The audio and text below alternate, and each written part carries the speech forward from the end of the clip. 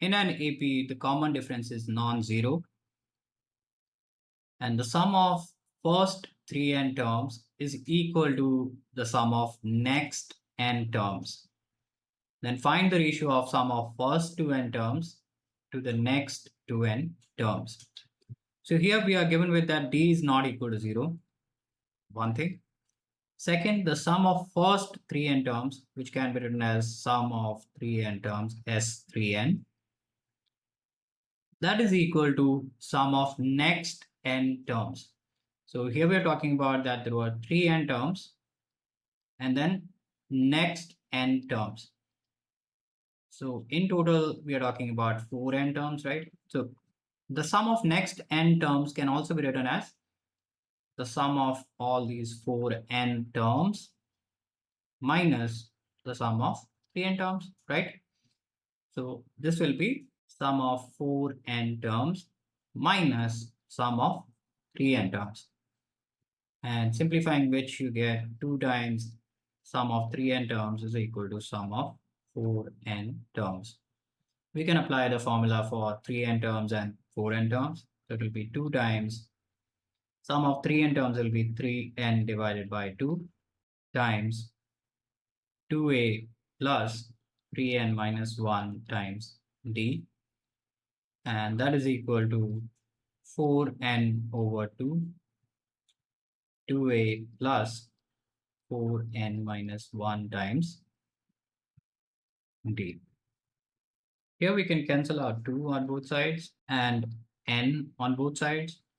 Multiplying rest of the terms, we get 12a plus 18n minus 6 times d is equal to 8a plus 16n minus 4d. Isolating a terms on one side and d terms on one side, we'll get 12a minus 8a is equal to 16n minus 4 minus 18n plus 6 times d. If we simplify that further, we'll get 4a is equal to negative 2n plus 2 times d. And we can divide throughout by 2. So we have 2a is equal to negative n plus 1 times d. Now we want to find out the ratio of sum of first two n terms to the next two n terms. So 2n terms and next two n terms, that means in total you have 4n terms, right? And in order to get the sum of the last two n terms, what you can do is take the sum of all the terms and subtract the sum of first two n terms. Therefore, we can write the ratio of S2n and S4n minus S2n. So this is what we want to find out. We can apply the formula for S2n, which is 2n over 2 times 2a plus 2n minus 1 times d. Similarly, in the denominator, we can apply the formula, which will be 4n over 2, 2a plus 4n minus 1 times d minus 2n over 2 times 2a plus 2n minus 1 times d. We can take out 1 over 2 common in the numerator and denominator and cancel out.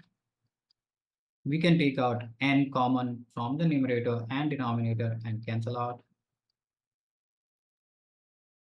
And we can also take 2 common in the numerator and denominator and cancel out. So we are left with 2a plus 2n minus 1 times d divided by 2 times 2a plus 4n minus 1 times d minus 2a plus 2n minus 1 times d. And we already found the value of 2a.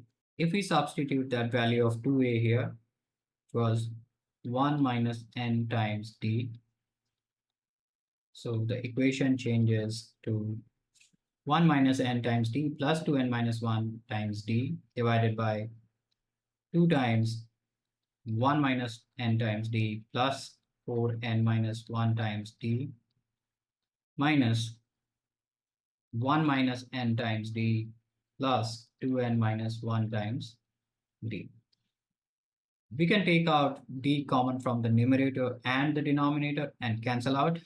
So we are left with 1 minus n plus 2n minus 1 divided by 2 times 1 minus n plus 4n minus 1 minus 1 minus n plus 2n minus 1, which can further be simplified to n divided by, and simplifying the denominator, we'll get 5n, and we can cancel out n, so the ratio is 1:5.